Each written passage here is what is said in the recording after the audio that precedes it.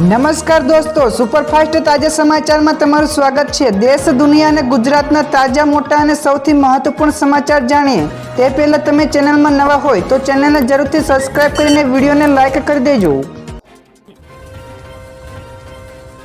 સૌથી પહેલા દોસ્તો આપણે વાત કરીએ તો ગુજરાતમાં ત્રણેય ઋતુનો એક સાથે અનુભવ થઈ રહ્યો છે। જી હા દોસ્તો, ગુજરાતમાં છેલ્લા કેટલાક દિવસોથી હવામાનમાં સતત પલટો જોવા મળી રહ્યો છે, જેમાં એક તરફ શિયાળાની વિદાય છે તો બીજી તરફ ઉનાળાના આગમન વચ્ચે તાપમાનમાં સતત વધારો ઘટાડો થઈ રહ્યો છે, તો બીજી તરફ કેટલાક વિસ્તારોમાં મેઘરાજાની પણ પધરામણીની શક્યતા સેવાઈ રહી છે। તો હવામાન વિભાગની તાજી આગાહી અનુસાર આગામી હજુ પણ 24 કલાકમાં ગુજરાત અને સૌરાષ્ટ્રના વિસ્તારોમાં છૂટાછવાયા વિસ્તારોમાં હળવો વરસાદ જોવા મળી શકે છે। તો દોસ્તો, બીજા સૌથી મોટા સમાચાર સામે આવ્યા છે। 2 જેટલા વીજળીના બિલ ન ભરનારાઓની હવે ખેર નહીં। જી હા દોસ્તો, જામખંભાળિયા તેમજ ભાનવડ વિસ્તારમાં પીજીવીસીએલની મોટી કાર્યવાહી થઈ છે, જેમાં કંપનીએ 50 ટીમો તૈનાત કરીને 1200 જેટલા વીજ ગ્રાહકો ઉપર તવાઈ મારી છે। તો છેલ્લા 2 થી વધારે વીજળી બિલ ન ભરનારા ગ્રાહકો સામે કડક પગલાં લેવામાં આવ્યા છે। તો આ કાર્યવાહીમાં વીજ વપરાશની તપાસ, બાકી રકમની વસૂલાત અને ગેરકાયદેસર વીજ વપરાશના કેસો પર ધ્યાન કેન્દ્રિત કરવામાં આવ્યું છે। તો પીજીવીસીએલના અધિકારીઓએ જણાવ્યું છે કે આ અભિયાનથી વીજ વ્યવસ્થા વધારે મજબૂત બનશે। તો દોસ્તો, ખરેખર આ પગલું લેવું જોઈએ કે નહીં, ફટાફટ નીચે કોમેન્ટમાં જણાવજો।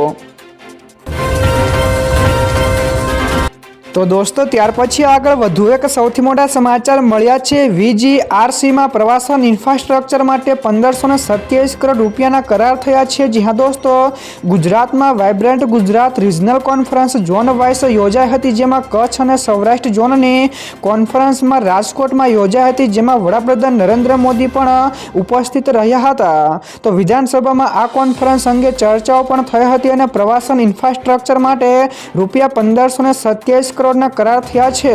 તો કચ્છના રણ વિસ્તારમાં ઇકો ટુરિઝમનો વિકાસ પણ થશે, સાથે જ લક્ઝુરિયસ હોટેલ્સ તેમજ રિસોર્ટને પણ બનાવવા ઉપર ભાર મુકાયો છે। તો દોસ્તો, બીજા સૌથી અગત્યના સમાચાર સામે આવ્યા છે। હેલ્મેટ સાથે લેવાનું ના ભૂલતા। જી હા દોસ્તો, રાજ્યના પોલીસ વડા દ્વારા અકસ્માતોનો અંકુશમાં લાવવા માટે 15 દિવસની વિશેષ ટ્રાફિક ડ્રાઇવના આદેશો આપવામાં આવ્યા છે, જેમાં આ ડ્રાઇવ 25 ફેબ્રુઆરીથી એટલે કે ગઈકાલથી શરૂ થઈ છે, જે 10 માર્ચ સુધી ચાલશે। તો આ અભિયાન અંતર્ગત ડ્રિંક એન્ડ ડ્રાઇવ, વાહનોમાં કાળા કાચ, હેલ્મેટ વગરના વાહન ચાલકો તેમજ ઓવર પેસેન્જર ભરેલા વાહનો વિરુદ્ધ કડક કાર્યવાહી કરવામાં આવશે।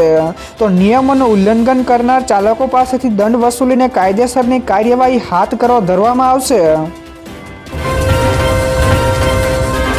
ત્યાર પછી દોસ્તો, આગળ વધુ એક સૌથી અગત્યના સમાચાર। ટેરિફના વિવાદ વચ્ચે ભારતીય રૂપિયો વધારે મજબૂત બન્યો। જી હા દોસ્તો, અમેરિકાની સુપ્રીમ કોર્ટ દ્વારા ટેરિફ દર નકારાયા બાદ વૈશ્વિક બજારોમાં મોટી ઉથલપાથલ જોવા મળી છે, જેમાં આ સ્થિતિ વચ્ચે ભારતીય રૂપિયો 6 પૈસા સુધરીને પ્રતિ ડોલરે 90.89ના સ્તરે પહોંચ્યો છે।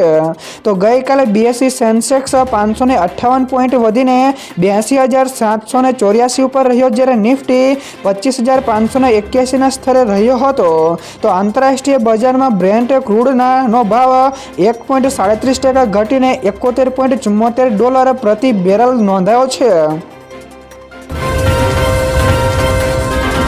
ત્યારબાદ દોસ્તો, ફટાફટ આગળના બીજા સમાચારની વાત કરવામાં તો હોળી ઉપર ફ્રીમાં મળશે ગેસ સિલિન્ડર। જી હા દોસ્તો, દિલ્હી સરકારે રેશન કાર્ડ ધારકોને હોળીની મોટી ભેટ આપી છે, જેમાં સીએમ રેખા ગુપ્તાના નેતૃત્વમાં હવે દર વર્ષે હોળી અને દિવાળી ઉપર મફત ગેસ સિલિન્ડર આપવામાં આવશે। તો આ યોજના હેઠળ રૂપિયા 853ની સીધી રકમ ડીબીટી દ્વારા લાભાર્થીઓના બેંક ખાતામાં ટ્રાન્સફર કરાશે। તો સરકારે આ પ્રોજેક્ટ પાછળ અંદાજે રૂપિયા 242.77 કરોડનો ખર્ચ કરશે। તો જે નાગરિકો પીએનજીનો ઉપયોગ કરે છે તેમને પણ આ આર્થિક સહાયનો લાભ મળશે। તો દોસ્તો, તમારા મતે ગુજરાતમાં પણ આવી યોજનાઓ હોવી જોઈએ કે નહીં, ફટાફટ નીચે કોમેન્ટમાં જણાવજો।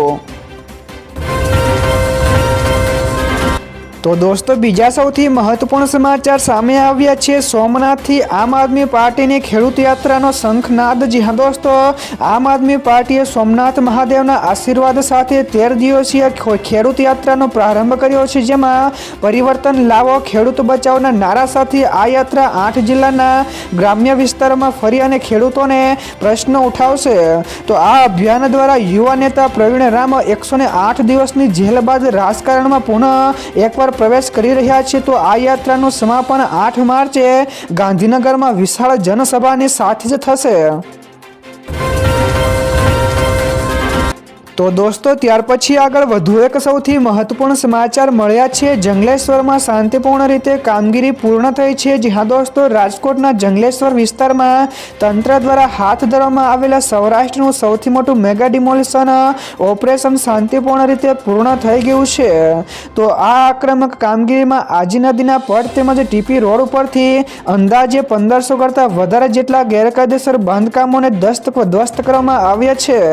તો કુલ 87,000 કરતાં વધારે ચોરસ મીટર સરકારી જમીન દબાણ મુક્ત કરાય છે અને ઓપરેશનના બીજા દિવસે 83 જેટલા જીસીબી સહિત 260 વાહનોની મદદથી 400 જેટલા મકાનોને તોડી પડાયા હતા।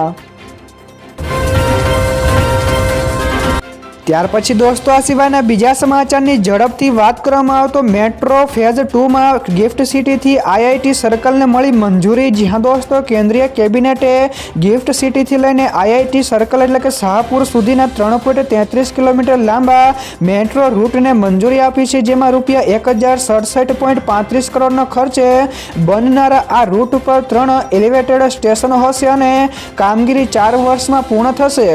તો આ પ્રોજેક્ટથી હજારો રોજગારીની તકો પણ ઊભી થશે અને અંદાજ અનુસાર 2029 સુધીમાં રોજના 23,702 જેટલા મુસાફરો આ સેવાનો લાભ લેશે। તો જેનાથી ગાંધીનગર અને અમદાવાદની વચ્ચે ટ્રાફિકનું ભારણ પણ ઘટશે અને પર્યાવરણને તેનો વધારે ફાયદો થશે।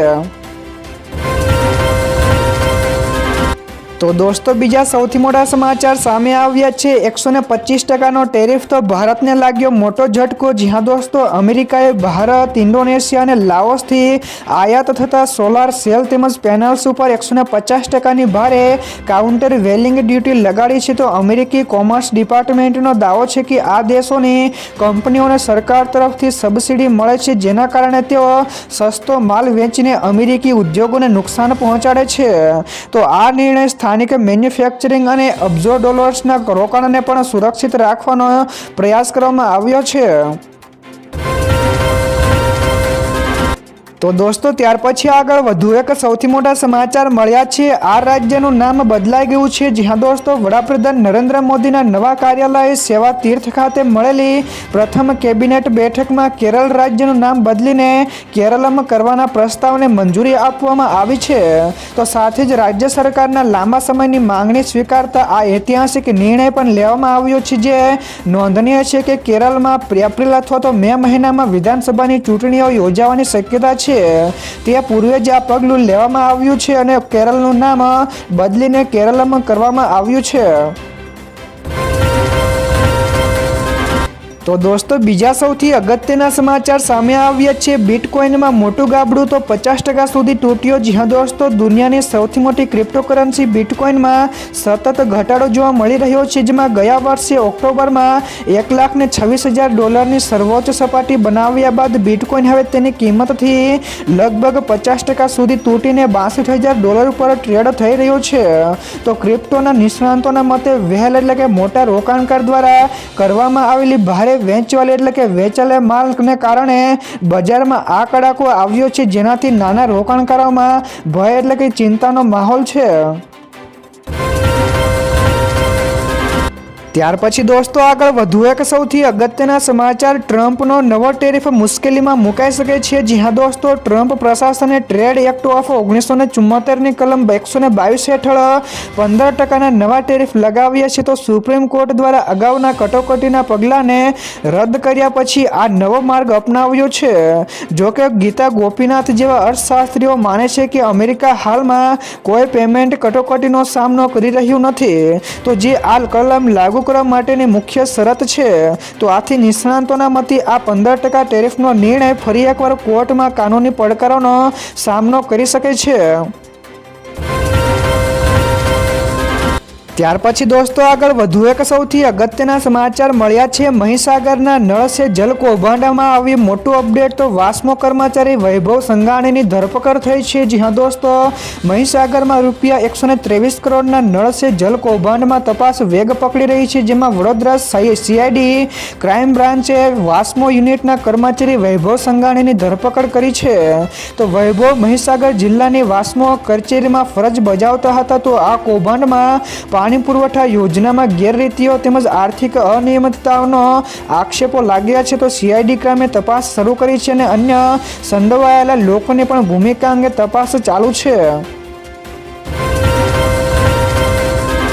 ત્યારબાદ દોસ્તો ફટાફટ આગળના બીજા સમાચારની વાત કરવામાં આવે તો અનિલ અંબાણીનું ઘર જપ્ત થયું છે. જી હા દોસ્તો, એન્ફોર્સમેન્ટ ડાયરેક્ટોરેટ મની લોન્ડરિંગ વિરોધી કાયદા હેઠળ મોટી કાર્યવાહી કરાઈ છે. જેમાં અહેવાલો અનુસાર EDએ અનિલ અંબાણીના મુંબઈ સ્થિત ઘર તેમજ એબોર્ડને જપ્ત કર્યું છે.